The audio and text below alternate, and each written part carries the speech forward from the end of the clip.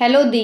आप बहुत अच्छा काम कर रही हैं। आपको शायद अभी अंदाज़ा नहीं होगा कि ना जाने कितने लोगों की मदद इससे हो रही है और रिश्ते सही ढंग से सुलझ रहे हैं। आपका बहुत बहुत आभार। प्रभु कृपा बनाए रखे। Thank you. प्रिया चौहान। वैसे तो मैं बहुत सुलझी हुई हूँ, पर अब लगता है किसी और से सलाह ले लेनी चाहिए। दी, हम 3 भाई बहन हैं। मैं सबसे बड़ी और भाई सबसे छोटा 19 का है। मैं 30 की हूँ। अभी रिसेंटली भाई ने बहुत ज़्यादा बड़ा झगड़ा किया दूसरी इलेक्शन पार्टी के साथ। ये झगड़ा उसका अपना नहीं था, मेरी ताई जी के बेटे के चक्कर में था। वो लोग बहुत तेज़ हैं, अपने आप को अच्छा दिखाने के चक्कर में उसे मेरे उस पूरे घर के खिलाफ भड़काया हुआ है। मेरी कमी यह है कि मैंने अपनी मर्ज़ी से शादी की है, वो भी मुस्लिम फैमिली में। सब अच्छे हैं और साथ भी दे देंगे, लेकिन मैं अपनी फैमिली के बारे में हस्बैंड के अलावा किसी से ज़्यादा डिस्कस नहीं करना चाहती। मेरी मम्मी कुछ समझती नहीं है, कुछ समझाओ तो मुझे ही गालियाँ देती हैं। जितने पैसे दे दो उतना कम है। मैंने शादी से पहले घर छोड़ दिया था, उसका भी ताई जी लोगों ने बहुत फ़ायदा उठाया। मेरे भाई को वो बर्बाद कर देंगे अपने फ़ायदे के लिए। मैं क्या करूँ, वो कुछ समझ भी नहीं रहा समझाने पर। तो ये था एपिसोड 32 का पहला सवाल, जो मेरे पास सबसे रीसेंट आया हुआ है। और इसी तरीके के और बहुत सारे क्वेश्चन आंसर है, जिनके जवाब ढूंढने की कोशिश करते हैं हम यहाँ पर। तो चलो इस टॉपिक्स पर आओ बहन बातें करें।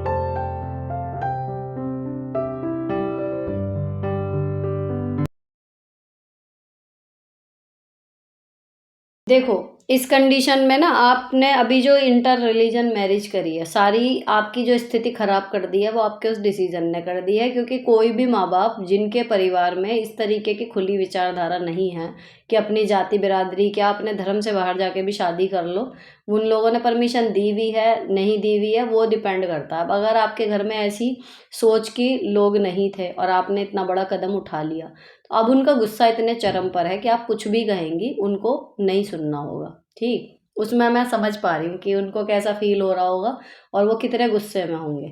ठीक है, तो आप डायरेक्टली तो कुछ कर नहीं सकती इस केस में। भाई आपका 19 साल का है, थोड़ा और बड़ा होता तो एक उम्मीद ये थी कि शादी हो जाएगी जब उसकी पत्नी समझाएगी उसे कि भाई अपना भला बुरा खुद सोचो, दूसरे की बातों में मत आओ, तो वो समझता। लेकिन अब उसमें भी टाइम है। तो जो 19 साल की एज होती है ना, जो माँ बाप के अलावा, माँ बाप की तो इस टाइम बहुत कम बच्चे सुनते हैं।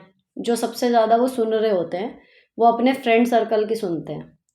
तो आप इनडायरेक्टली ये काम कर सकती हैं कि अपने भाई के कुछ दोस्तों से किसी तरीके से कांटेक्ट करके उनको कन्विंस कर सको अगर आप, कि मैं उसके लिए परेशान हूँ, या तो मुझसे वो मिल ले।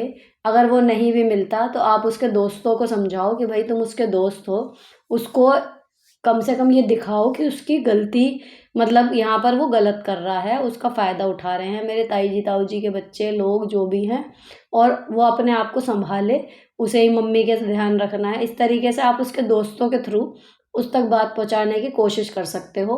और ये कह के करो कि मतलब आपका नाम ना आए कि दीदी ने ऐसा बोला है।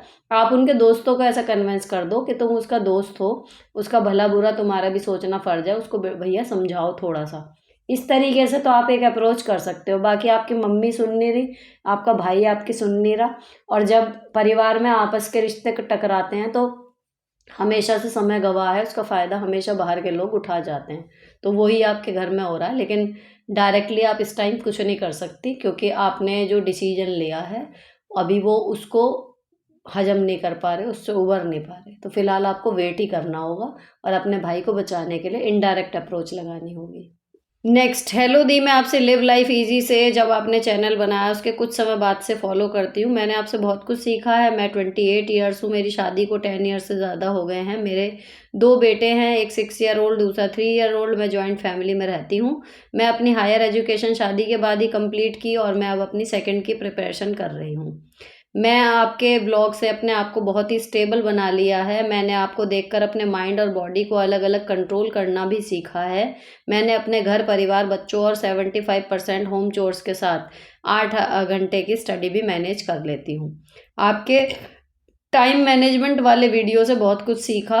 आपने उसमें बोला कि आपकी 7 आवर्स की जॉब है, तो मैंने यही मान लिया है कि मेरी भी 8 से 10 घंटे की जॉब है, और उसके अलावा जो टाइम बचता है उसमें बाकी काम करना है। वैसे दी, मैंने आपको कभी 2-3 बार हार्ट वाला कमेंट ही किया, आज फर्स्ट टाइम इतना लॉन्ग कमेंट किया है। थैंक यू सो मच मेरी लाइफ में आने और मुझे बहुत सारी चीज़ें सिखाने के लिए। आपका थैंक यू इतने अच्छे कमेंट के लिए। अब आते हैं इनकी प्रॉब्लम पर। दी वैसे तो मैंने इमोशनली काफ़ी स्ट्रॉन्ग हूँ, उनको मैनेज भी कर लेती हूँ, बट करीब 10 दिन पहले मेरी तबीयत ख़राब थी, तो मैंने फ़ोन पर ऐसे ही एक ड्रामा देख लिया और मैं उससे अट्रैक्ट हुई, तो मैंने उसके कई और एपिसोड भी देख लिए। दी मेरे साथ एक प्रॉब्लम हो गई है, मैं उस ड्रामा के एक कैरेक्टर को माइंड से ही नहीं निकाल पा रही हूँ, जबकि मैं हर बार खुद ये बोलती हूँ stop this, just a character. दी अब ऐसा लगता है मेरे अंदर जैसे दो पार्टीशन हो, एक बॉडी जो भी रूटीन वर्क है वो पर कर रही है, बट माइंड नहीं पढ़ रही, पर रिकॉल करने पर पढ़ा हुआ की बजाय वो माइंड में घूम रहा है वो कैरेक्टर। हद तो तब हो गई जब मैं अपने हस्बैंड के साथ प्राइवेसी में माइंड में उसके साथ थी और उनको उससे कंपेयर कर रही थी। दी ऐसा लगता है जैसे उसने मेरे माइंड को कंट्रोल कर लिया हो। आपके अकॉर्डिंग क्या सोल्यूशन है, प्लीज़ आंसर मी।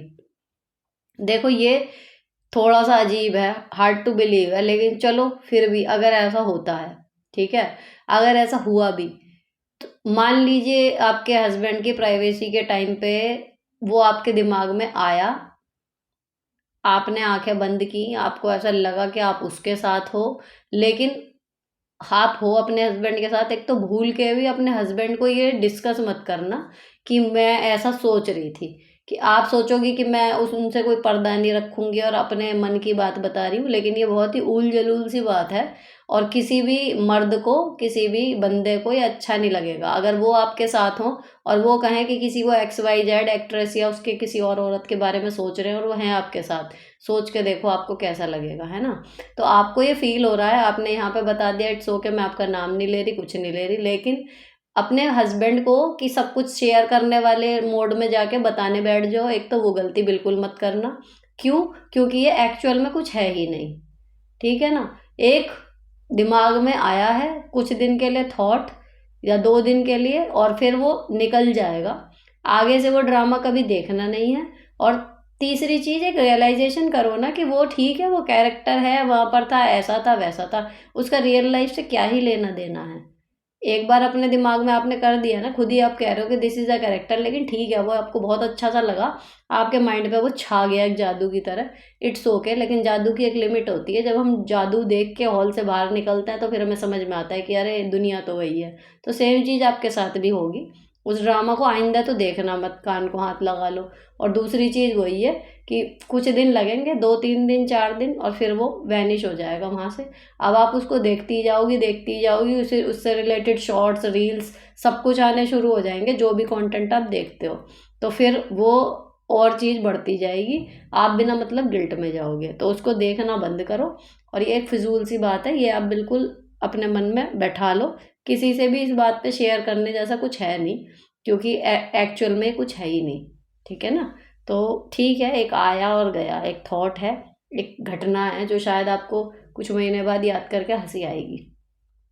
नेक्स्ट है मैम, मैं भी गवर्नमेंट जॉब में हूँ, ऑफिस में बहुत सारे काम का प्रेशर है, कभी कभी कुछ लोगों से बहुत नेगेटिव फील आता है, तो मैं पूरा दिन कुछ काम नहीं कर पाती, जिससे मेरा टेबल वर्क बढ़ गया है।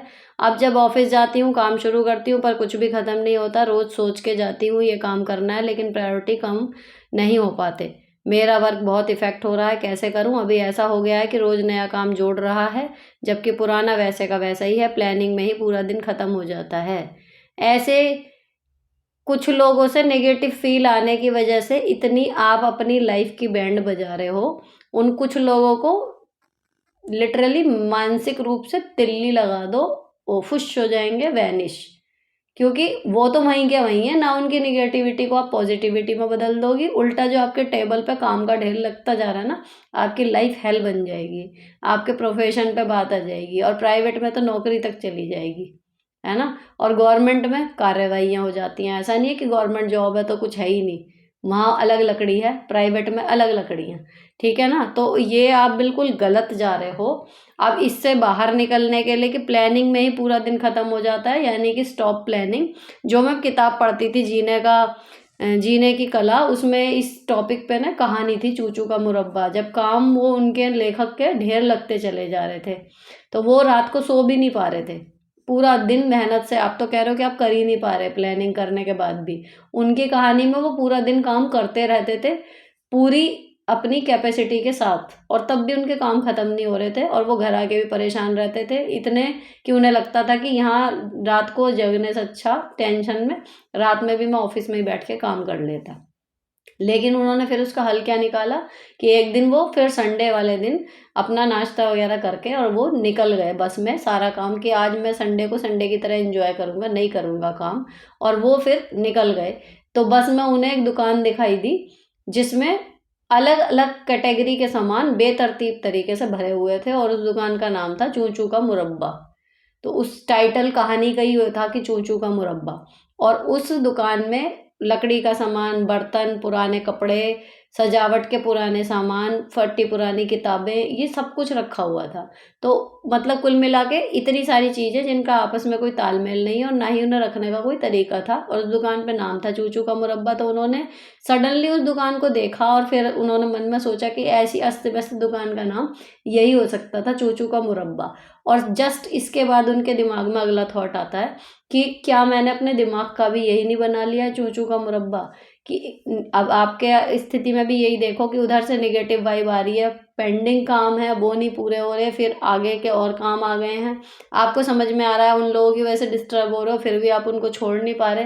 तो यही स्थिति कई बार हम लोगों के दिमाग में हो जाती है कि हमें दिख रहा होता है चीज़ें खराब हो रही हैं, लेकिन हम बजाय उसको सुलझाने के, एक्शन लेने के, सोचते रह जाते हैं, और वो चीज़ें और ज़्यादा बिगड़ जाती हैं और हमारा दिमाग भी बन जाता है चूचू का मुरब्बा।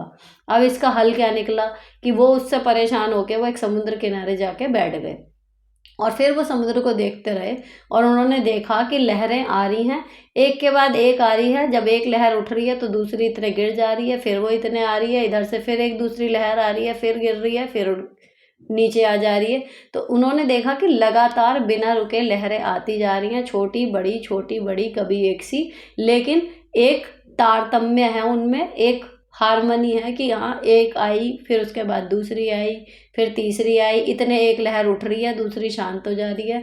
तो ये चीज़ उन्होंने देखा कि यानी कि लहरों के कंटिन्यूस आने की प्रॉब्लम नहीं है, उनके तारतम्य अगर वो है तो फिर उनकी प्रॉब्लम सॉल्व हो गई। लगातार लहरें आ रही हैं लेकिन किनारे पे वो एक तरीके से सेटल होती जा रही हैं। सेम चीज़ उन्होंने फिर उस दिन डिसाइड की कि मैं काम इसी तरीके से करूँगा कि काम जितने भी हों मैं बारी बारी से उनको करना शुरू करूँगा, और जितना एक दिन में हो जाएगा उतना करके फिर मैं चैन की सांस लूँगा और अगले दिन ही फिर उन्हें देखूँगा। तो अब आपके कंडीशन में क्या है, अब आपको उनके निगेटिव लोगों की वाइब जो है वो आने दो। फिलहाल जो काम आपके सामने है, अब आपने प्लानिंग कर ली जितनी करनी थी, जो काम आपके सामने है जस्ट आप वहाँ से शुरू करो।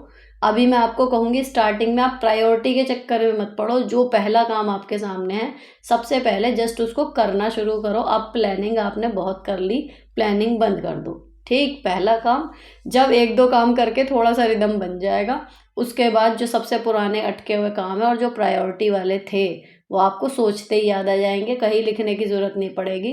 सबसे पहले उनमें से एक कोई सबसे पुराना अटका हुआ काम निकाल के पूरा करो, आप अपने आप मोटिवेटेड हो जाओगे। उसके बाद फिर प्रायोरिटी लिस्ट बनाओ कि इन 25-30 कामों में से सबसे ज़रूरी कौन सा है। ठीक, और या फिर आप अगर रिदम बनाने में अगर फिर भी देर आए तो जो सबसे छोटा है उसको निपटाना शुरू करो, सबसे छोटा, फिर उससे बड़ा, फिर उससे बड़ा, तो कम से कम वो 25 की जगह 20 हो जाएंगे या 15 हो जाएंगे। तो इस तरीके से अब स्टॉप प्लानिंग, स्टार्ट डूइंग, तो आपकी लाइफ ट्रैक पर आ जाएगी। अगला सवाल है पेरेंटिंग से रिलेटेड। हेलो दी, नमस्ते, मैं पंजाब से हूँ। मेरा बेटा फर्स्ट क्लास में पढ़ता है पर वह अपने आप खाना नहीं खाता, हमेशा उसे मैं ही खाना खिलाती हूँ, और अगर उसे खाने को कहती हूँ तो वह खाने आगे रख के लेता है बट खाना नहीं है। मैं बहुत परेशान हूँ और वह खाना खाने में बहुत ज़्यादा टाइम लगाता है, धीरे धीरे खाता है, जिससे मुझे घर के काम भी करने होते हैं। मैं बहुत परेशान हूँ, उसे अपने आप खाने की आदत कैसे डालूँ, प्लीज़ मुझे बताइए, मैं बहुत परेशान हूँ। प्लीज़ रिप्लाई करना, please please please. This is the same story of my daughter Aaradhya. और आप यकीन नहीं मानोगे कि अब जब से मैंने उसको खाना खिलाना बंद किया है, क्योंकि जब वो 5 साल की हो गई तो आई थॉट कि भाई अब बस, तो उसका भी यही हाल हुआ, जब तक मैं उसे अपने हाथ से खिलाई थी ना, तो आप पुरानी फ़ोटो देखो ऐसी गोल-मोल सी थी।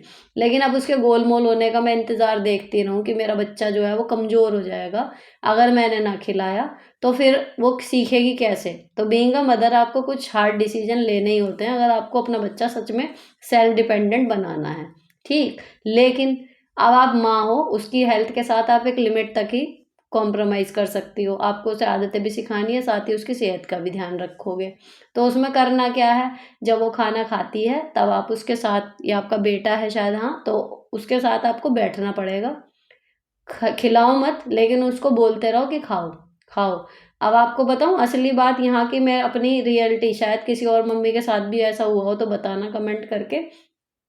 अक्सर हम लोग टीवी देखते हैं, आपने देखा हम लोग शुरू से यही हैबिट है, सब कहते हैं कि टीवी मत देखो, लेकिन वो हमारा एक्चुअल फैमिली टाइम होता है, हम आपस में बात भी करते रहते हैं, साथ में टीवी देखते रहते हैं, और जो भी इसमें चल रहा होता है उस पर चर्चाएं चल रही होती हैं, तो हमारा एक्चुअल फैमिली टाइम होता है, तो हमारे साथ खाने के साथ टीवी जाता है, ठीक। अब उसमें जब हम टीवी देख रहे होते हैं तो अक्सर शो चल रहा है कोई, हम देख रहे हैं, और मेरा कंटिन्यूस चलता होता है कि मैं खाना खा रही हूँ, आराध्या खाना, आराध्या खाना, चल रहा है, चल रहा है, मैं ये पूछती रहती हूँ। तो कितनी बार फनी सिचुएशन ये हुई कि आराध्या ने अपना खाना ख़त्म कर लिया और मैं अपना खाना खा रही हूँ, या मैं टीवी देख रही हूँ मात्र, और मुझे एक आदत पड़ गई है टीवी देखते टाइम, उस टाइम पे ही खाना होता है, उसी टाइम पे सब कुछ, कि वो खाना नहीं भी खा रही है और मेरे मुँह से 1-2 बार निकल गया कि आराध्या खाना, तो फिर हँसी छूट जाती कि मम्मी खाना नहीं खा रही हूँ, मैं खाना खा चुकी हूँ।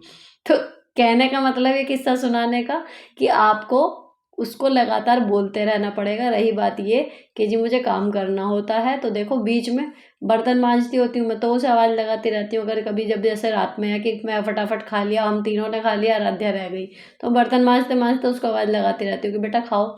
लेकिन उसको ये है कि कभी लाड़ में आ गई, अभी तक भी 11 साल की हो गई, तो कभी लाड़ में आ गई कि मम्मी आप खिला दो आधी रोटी, तो खिला दी मैंने उसको अपने हाथ से, लेकिन खाती खुद ही है। अब इस चीज़ को धीरे धीरे 5-6 साल हो गए हैं, लेकिन अभी भी उसको पूरी आदत नहीं पड़ी कि हाँ इधर खाना दिया और उसने मुझे 15 मिनट में खाना ख़त्म करके दे दिया। मैं खिलाऊँगी, 15 मिनट में खा लेगी। तो 2 ही ऑप्शन है कि या तो आप, भई अगर देखना है कि भई मेरा बच्चा जल्दी खा ले, तो आप उसको खिलाते रहो फिर। कई बच्चों की नहीं होती, मेरी खुद की नहीं थी आदत, मैं बहुत धीरे-धीरे खाती थी। तो वो होती है, आप उसको बिल्कुल चेंज नहीं कर सकते। लेकिन कोशिश करते रहो, खाने को उसे ही दो, ये ऐसा खाना बनाओ कि थोड़ा बहुत जो उसे पसंद आए, ताकि वो शौक से खाती रहे और खाता रहे। सॉरी आपका बेटा है, मैं आराध्या के बारे में सोच रही हूँ तो वही मेरे मुंह से निकल रहा है। तो उसमें आपको जो है ऐसी कोई छड़ी नहीं है जो आप उसे घुमा दो और वो अपने आप खाना खाने लगे। आपको उसे बस ये है कि खाना दे के थोड़े इंटरेस्टिंग वे में दे के, और उसको लगातार हर कोर पे आपको याद दिलाना पड़ेगा कि बेटा खा ले, बेटा खा ले, बेटा खा ले। कई बार डाँटना भी पड़ेगा कि जल्दी खाओ, या फिर टाइमर लगा दूँगी, ये कर दूँगी, वो कर दूँगी। आपको नित नई कोशिशें करनी पड़ेंगी, पर धीरे-धीरे उसको आदत पड़ेगी, तभी पड़ेगी। ऐसी कोई छड़ी नहीं है कि आप ये करो और उससे वो हो जाएगा, सामने ही है। ज़्यादा है आप कोर तोड़ के दे सकते हो कि ये लो कोर हो गए, गिन गए, इसको काउंट करके खा लो, कुछ भी जो भी है वो सब गेम के तौर पे। टाइम तो लेकिन घूम फिर के आपको देना पड़ेगा। ऐसा कोई इलाज मेरे पास नहीं है कि आपने उसको खाना दे दिया और वो खाने लगेगी। नेक्स्ट क्वेश्चन दी, मुझे आपसे एक बात करनी है कि मेरे हस्बैंड एक ही बेटे हैं अपने माँ-बाप के। मैं शादी से लेकर कभी ये नहीं बोला कि मैं काम नहीं करूँगी, सारा दिन काम करती हूँ, जॉब भी करती हूँ। मेरे बच्चे के टाइम पर मैं अपना बच्चा भी अकेले नहीं देखा। मेरे हस्बैंड मेरे साथ रहते थे, सास ने ना सास मेरे हस्बैंड मेरे साथ रहते थे ना सास। मेरा सी सेक्शन हुआ था, मुझे बाथरूम जाने पर भी बहुत परेशानी होती थी, क्यों कई बार तो मेरा बाथरूम भी ऊपर ही हो जाता था। इतना रोती थी मैं उस टाइम पर, तो कोई किसी ने नहीं देखा। मैं डिप्रेशन में जाने लगी थी। आज जब मेरी शादी को 4 साल हो गए हैं, मैं अभी भी कुछ नहीं बोली। मेरी जो सास है वो सबके सामने तो कुछ नहीं बोलती, वैसे मुझे सुनाती रहती है अगर मैं सबके साथ बैठकर इस बारे में बात करती हूँ, तो फिर झूठी कस्में खाकर मुकर जाती है। मेरे हस्बैंड भी मुझसे बात नहीं करते, ना कोई भी घर का। मेरे बच्चे हैं, उनके साथ ही टाइम स्पेंड करती हूँ। मेरे हस्बैंड चाहते हैं कि मेरी माँ ही सही है, सब गलत हैं। प्लीज़ मुझे बताओ कि मैं क्या करूँ? काम मैं सारा कर लेती हूँ, बस बातें जो वो करती है वो नहीं सहन होती। तो इसमें देखो जी, आपकी बातें सहन करने का तो देखो इसमें वही ताने वाला हिसाब है कि जब आप काम कर रहे हो आपके ताने बर्दाश्त नहीं हो रहे, एक आदमी है वो ऑर्केस्ट्रा की तरह बज रहा है, आपको सिंपली अपना ध्यान जो है वो हटाना है। रही बात हस्बैंड की, उनको लगता है उनकी माँ सही है, उसमें भी आप कुछ नहीं कर सकते, इकलौता बेटा है, आप अलग भी नहीं हो सकते, ठीक है ना। तो बहुत सारे रास्ते तो आपके पास है ही नहीं, ऑप्शन ही नहीं है। अब आपको करना क्या है, आप ऑलरेडी अपने बच्चों के साथ टाइम स्पेंड कर रहे हो, लेकिन जो आप शुरू में कह रहे हो ना कि आपने सारा काम किया और उसके बाद प्रेगनेंसी में भी उन्होंने ध्यान नहीं दिया, आपने उस टाइम पे बिल्कुल भी आवाज़ नहीं उठाई, उस टाइम पे आप बिल्कुल सब बर्दाश्त कर गई। तो सीधा रूल ये है ससुराल में कि जब तक आप मुंह खोल के प्रचंड आवाज़ में बताओगे नहीं कि आपको ये चीज़ परेशान करती है और आप ये नहीं करोगे, तब तक किसी को कोई फ़र्क नहीं पड़ता। बहू को बर्दाश्त करने का एक अधिकार कह लीजिए, कर्तव्य कह लीजिए, सुपर पावर कह लीजिए, वो मानी जाती है कि मिली हुई होती है। तो आप जिस लिमिट तक बर्दाश्त करेंगी, आपके ससुराल वाले उस लिमिट तक सोचेंगे कि ये आपके लिए ओके है। तो जब आपके लिए चीज़ें ओके ना हो, ये सभी से और हर रिश्ते में ये उम्मीद है, ये सलाह दूंगी मैं कि किसी भी रिश्ते में जब आपको लगे कि पानी सिर से ऊपर जा रहा है या ये चीज़ मुझसे बर्दाश्त नहीं होगी, उसी टाइम आपको आराम से उस रिश्ते को, अगर सच में आप बचाना चाहते हो, आपको बोलना चाहिए कि भाई ये चीज़ मुझे गलत लग रही है, ये मुझसे नहीं होएगा। उससे उस टाइम पे ही उन चीज़ों का क्योर होना शुरू हो जाता है। लेकिन एक टाइम तक आप बुरा लगने के बाद भी बर्दाश्त करते हो चीज़ें, आप नहीं बोलते अपनी परेशानी जो आपको हो रही है, सामने वाले को समझ में नहीं आता, और एक टाइम के बाद जब आपका ज्वालामुखी फटता है भावनाओं का, तब वो रिश्ते खराब हो जाते हैं। तो इसीलिए किसी को ऐसा लगता हो कि ये हर जगह जी बर्दाश्त ना करने की सलाह देती हैं, मैं बर्दाश्त ना करने की सलाह नहीं दे रही, मैं अपनी सीमा तक बर्दाश्त करने की सलाह दे रही हूँ। लेकिन जब हम अपनी सीमाओं को पुश करके बर्दाश्त करते हैं इसलिए कि रिश्ता बना रहे, रिश्ता बना रहे, तो हमेशा उसका निगेटिव असर आएगा। क्योंकि रिश्ते में अगर कोई एक जना घुट रहा है, बर्दाश्त करता जा रहा है, दुखी है, तो कोई ना कोई दिन ऐसा आएगा जब उसकी सीमा टूटेगी और फिर वो जितना बर्दाश्त उसने इतने साल किया वो सब पानी में बह जाएगा। तो इसलिए आपने एक तो उस टाइम पे जो कुछ नहीं कहा ना, थोड़ी तो वहाँ गलती हो गई। अब जब वो नहीं कर रहे, मेरे को जो लग रहा है ना, जो आपको लग रहा है कि आपके साथ गलत हुआ, आपकी सास और पति का कुछ पॉइंट ऑफ व्यू अलग ही होगा। 100% बात है। वो जिन लोगों से बात करते होंगे ना, आपको किसी तरीके से पता लगे तो आप सुन लेना, उन्हें लगता होगा कि आपके साथ उन्होंने बहुत अच्छा किया है, आप ही नहीं कर रही। तो हर आदमी अपनी कहानी का हीरो होता है, बात वो होती है। तो अब आपको बस यही करना है कि भाई काम आप सारा कर लेती हैं, अपने बच्चे के साथ मगन रहें, जितना हो सके उनकी बातों पे ध्यान ना दें, और अगर सुन के ऐसी सुंदर बातें हैं कि ध्यान जाएगा ही जाएगा, तो कान में ईयरफोन लगा लें और उन्हें लगा के काम करें जितने टाइम उनके सामने हैं। बात उनको आपसे करनी नहीं, और आपको भी फिर रिएक्शन देने का मन नहीं करेगा जब उनकी बात आपको सुनाई देगी नहीं। तो ये कर सकते हो आप। हेलो सुनीता मैम, नमस्ते। मैं मीनू, मुझे सिलाई बहुत अच्छे से आती है। पहले मैं अपने ही कपड़े, अब मैंने अप्रैल से कपड़े सिलना शुरू कर दिया है। मेरी सिलाई और टेबल की सिलाई में मुझे कोई अंतर नज़र नहीं आता। जिन लोगों के मैं कपड़े की सिलाई करती हूँ उनसे मुझे कोई, लेकिन कुछ कुछ लोग ऐसे हैं जो आत्मसम्मान तोड़ने की कोशिश करते हैं। सिलवा लेंगे और सही करवा देंगे, जब रेट का नंबर आएगा तो फिर पैसे कभी कभी।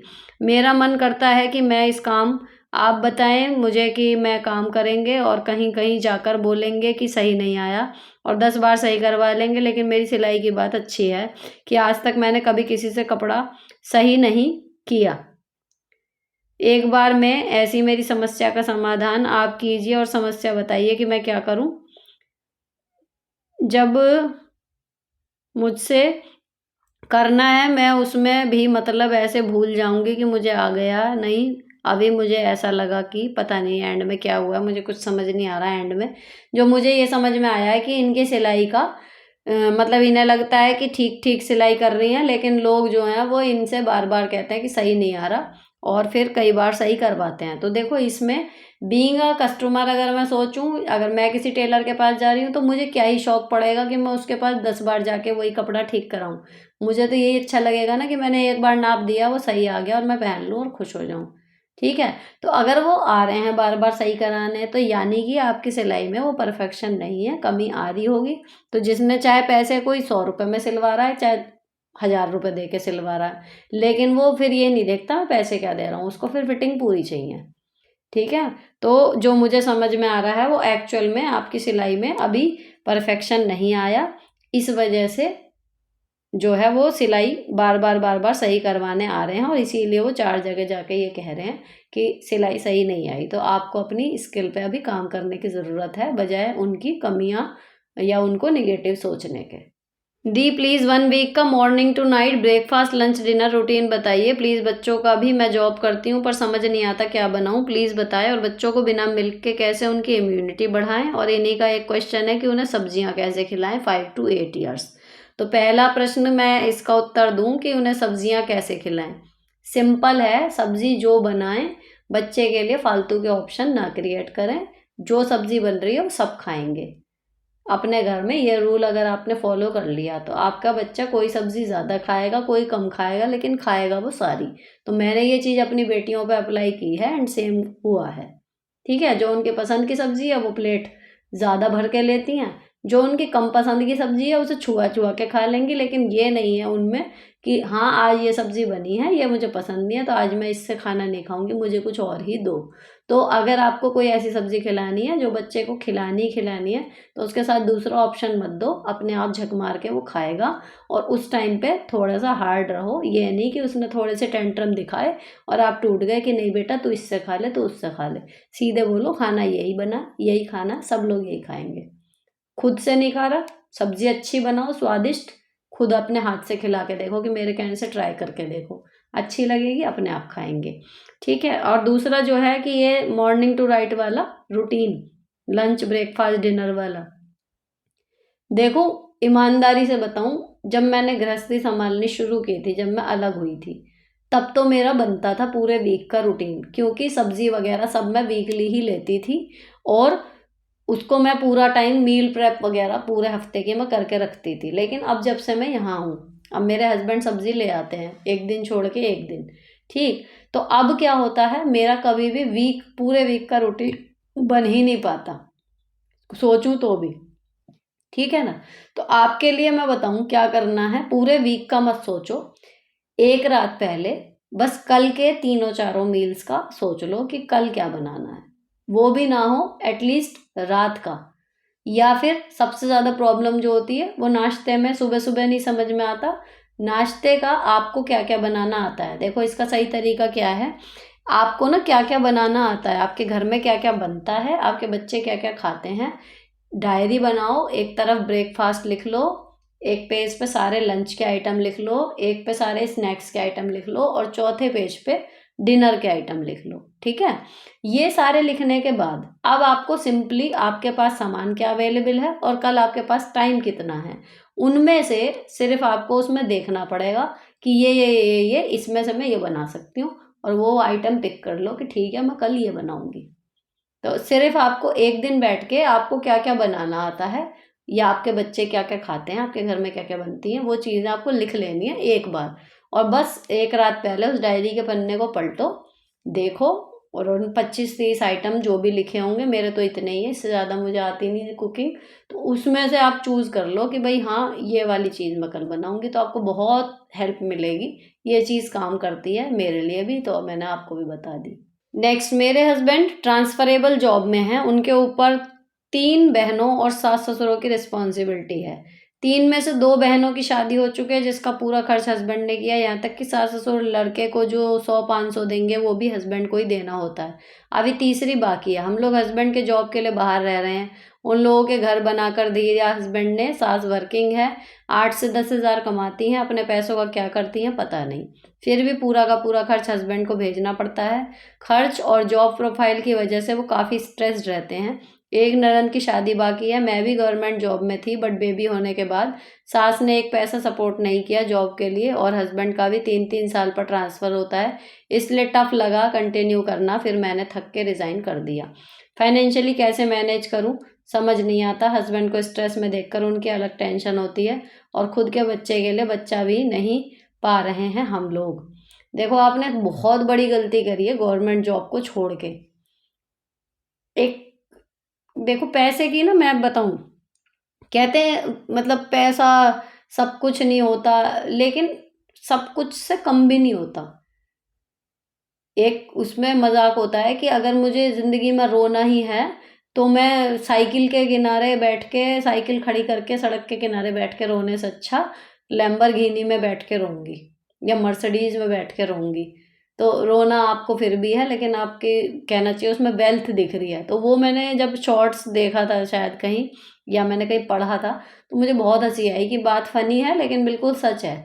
तो आपके जो जीवन के दुःख हैं, अब जो आप अपनी जॉब के साथ बच्चे को पालने में स्ट्रगल करती, उस स्ट्रगल के सामने अब जो आपके सामने पहाड़ खड़ा है स्ट्रगल का, वो सोचिए कितना बड़ा है। ठीक है ना? और आप अगर जॉब कर रही होती तो ऑब्वियसली उस पैसे की वजह से, गवर्नमेंट जॉब होती तो आपके हस्बैंड का स्ट्रेस थोड़ा-सा कम होता, कहीं न कहीं उनको एक सहारा रहता कि अगर मेरे पैसे 4 कम भी पड़े या मैं अपनी सारी पूँजी लगा के अपने भाई-बहनों की शादी कर भी दूँगा, तो भी कम से कम मेरी दाल-रोटी तो चली जाएगी, मेरी पत्नी भी कमाती है। आपने एक तो सबसे बड़ी गलती वहाँ कर दी, है ना? तो अब वो हो गई, ठीक है। आपको अब करना क्या है? एक तो गवर्नमेंट जॉब तो देखो अब दोबारा मिल जाए, किस्मत की बात है, अगर आपके नसीब में होगी फिर मिल जाएगी, एज वगैरह बच रही होगी, क्रैक कर लो कहीं एग्ज़ाम। लेकिन अगर नहीं भी है तो आपको कहीं न कहीं अब जॉब ढूँढनी पड़ेगी। प्राइवेट जॉब आप करो, जब आप गवर्नमेंट जॉब अचीव कर सकते हो यानी नॉलेज तो आप में है, ठीक है ना? तो प्राइवेट जॉब करना शुरू करो, बच्चा थोड़ा बड़ा भी हो गया होगा। पहली तो फाइनेंशियल थोड़ी-सी आपको वहाँ से सपोर्ट मिलेगी। दूसरी चीज़, अब जब 2 बहनों की शादी कर चुके हैं, खर्चा वहाँ दे रहे हैं, तीसरी की भी कर ही लें, अपनी ज़िम्मेदारी वो पूरी करें, क्यों उनके कर्तव्य में हम बीच में आएँ, वो पूरी कर लें। साथ में ये है कि मेरे को तो अब इसमें यही समझ में आ रहा है कि अगर आप जॉब शुरू कर देती हैं, थोड़ा-सा स्ट्रेस अपने आप कम हो जाएगा, ज़िम्मेदारी आपके हस्बैंड वैसे भी बखूबी निभा रहे हैं। रही बात इसकी कि सास वर्किंग है, 8-10 हज़ार कमाती है, क्या कर रही है? अगर आपकी गृहस्थी आपकी कमाई में ढंग से नहीं चलती, तो इस चीज़ को आप मुँह उठा के कह सकते हो कि भैया मान लीजिए 15,000 की तो मेरी रसोई भर रही है, उसके बाद मुझे शादी के लिए जोड़ना है, आप 8-10 जो भी कमा रहे हो ऊपर के मैं 5 दे दूँगा या 10 दे दूँगा। पूरा खर्चा उठाने की बजाय आप बोल सकते हो इस चीज़ को कि हमें प्रॉब्लम हो रही है, हम अपने बच्चे के लिए भी सेव नहीं कर पा रहे, और सबसे पहला काम वही है कि भैया जॉब पकड़ो आप।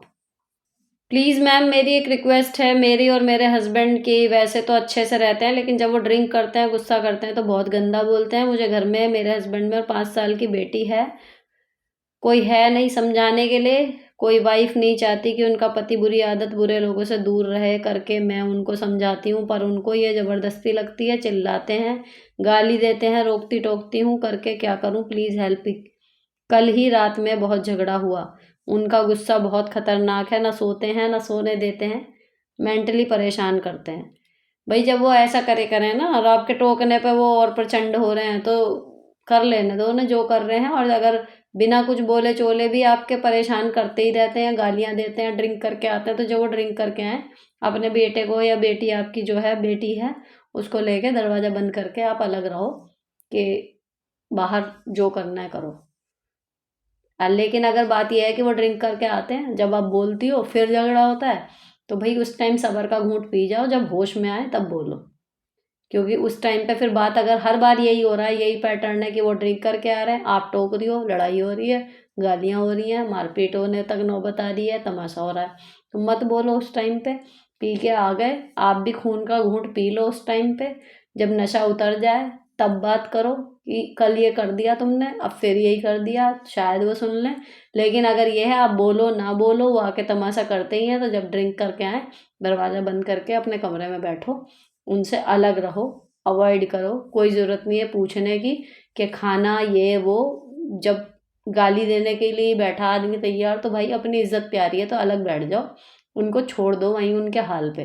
जब नशा उतरेगा तब समझो कि तुम्हारा पति है, अदरवाइज़ ऐसे हो जाओ कि हम जानते ही नहीं हैं।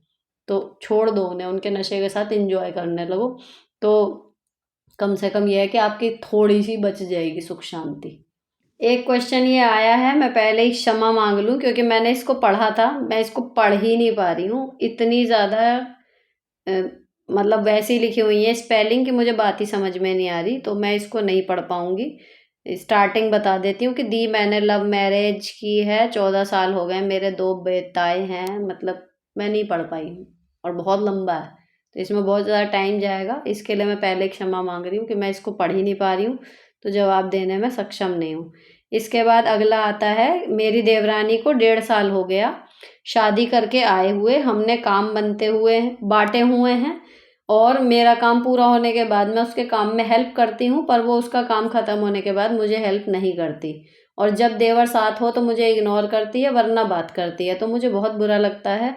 उसमें सुधार आएगा या मुझे भी उसके साथ ऐसा ही बिहेव करना चाहिए?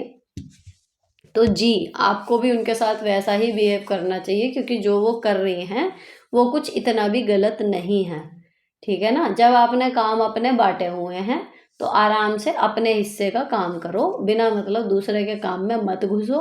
उनके काम में हेल्प कराने का डिसीज़न आपका अपना है, अब आप उन्हें फ़ोर्स नहीं कर सकते कि वो भी आपके काम में फिर आके हेल्प कराएँ। अब आपको एक्सपेक्टेशन इसीलिए हो रही है क्योंकि आप करा रही हो, तो आपको लग रहा है अब ये भी कराए, तो आप मत कराओ। अपने हिस्से का आप करो, उनके हिस्से का वो करें। तो ये क्लैश खत्म हो गया पहला। दूसरा कि जब देवर होते हैं तो वो आपके साथ बात नहीं करती। अरे भाई, वर्किंग आदमी है, आपके भी पति जब काम पे जाएँगे, एक पति-पत्नी को मिडिल क्लास में सारी ज़िम्मेदारियों के बाद टाइम मिलता कितना है?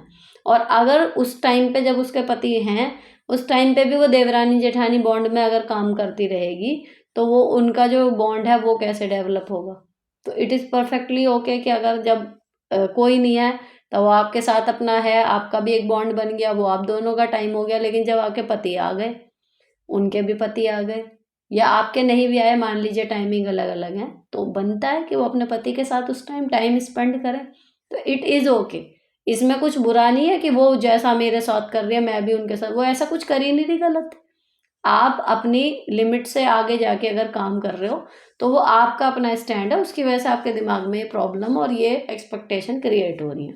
तो अगर आप सॉर्टेड तरीके से करोगे कि आपने अपना काम किया, उसने अपना, उसका पति आया तो उनके साथ अच्छा टाइम स्पेंड करिए, आपके पति आए, आप उनके साथ अच्छा टाइम स्पेंड करो। जब दोनों के पति नहीं है, तब अब देवरानी-जेठानी बढ़िया से मिल के अपना चल रहा है। तो सब कुछ सही है, थोड़ा-सा देखने का नज़रिया फ़र्क है। तो ये थे एपिसोड 32 के सारे सवाल। इसमें थोड़े कम थे और जल्दी निपट गए हैं आई थॉट। देखते हैं वीडियो कितना लंबा बैठता है। बाकी पसंद आए हों तो चैनल को सब्सक्राइब कर देना। आपका कोई क्वेश्चन हो कमेंट करके बताना। एक-एक क्वेश्चन मैं पढ़ रही हूँ, कोशिश कर रही हूँ हर एक क्वेश्चन का जवाब देने की। तो यहाँ पर ये मेरा चैनल अ, इसीलिए है कि हम एक-दूसरे की प्रॉब्लम को एक तटस्थ वे में देखें और उस पर एक ऐसी टिप्पणी दें या ऐसा सॉल्यूशन सुझाएं जिसमें ना किसी का फ़ायदा जुड़ा है, ना किसी का नुकसान। एक प्रैक्टिकल और तटस्थ राय जो एक्चुअली क्लियरर सोचने में आपको मदद करेगी। इसके अलावा जॉब और घर में तालमेल बैठाने के लिए थोड़ी-सी मोटिवेशन अगर कम पड़ रही है, तो लिव लाइफ ईज़ी वाले मेरे ब्लॉग चैनल पर आ जाइए। शॉपिंग के शौकीन हो, तो justify your blessing with Sunita वाले शॉपिंग चैनल पे जुड़ जाओ। सारी चीज़ें एक साथ चाहिए, इंस्टाग्राम पर जॉइन कर लो और वहाँ पर कॉल्स और वीडियो कॉल्स भी जब भी शुरू होंगी वो इंस्टाग्राम पर ही शुरू होंगी, तो प्लीज़ वहाँ पर आ जाइए। वहाँ पर फॉलोअर्स नहीं हैं, इसीलिए मैं आगे की कोई स्टेप ले ही नहीं पा रही हूँ। तो वहाँ पर ज़रूर जुड़ जाइए इंस्टाग्राम पे। जितने लोग यहाँ हैं एटलीस्ट उतने तो वहाँ पर आ ही जाइए, सभी लोग। तो वहाँ बहुत मज़ा आएगा। अगर कभी हमें एक दूसरे के साथ कोई फ़ोटो शेयर करनी हो, तो वो भी ऑप्शन इंस्टाग्राम पर ही होता है, यूट्यूब पर नहीं होता। तो वहाँ मैं आपका इंतज़ार करूँगी। लिव लाइफ ईज़ी करके ही हैंडल है, वहाँ पर जुड़ जाओ। तो यहाँ ये ब्लॉग ख़त्म होता है, ये वीडियो ख़त्म होती है, एपिसोड ख़त्म होता है। मिलती हूँ एपिसोड 33 के जवाब लेकर अगले एपिसोड में। तब तक के लिए bye bye. Stay beautiful always.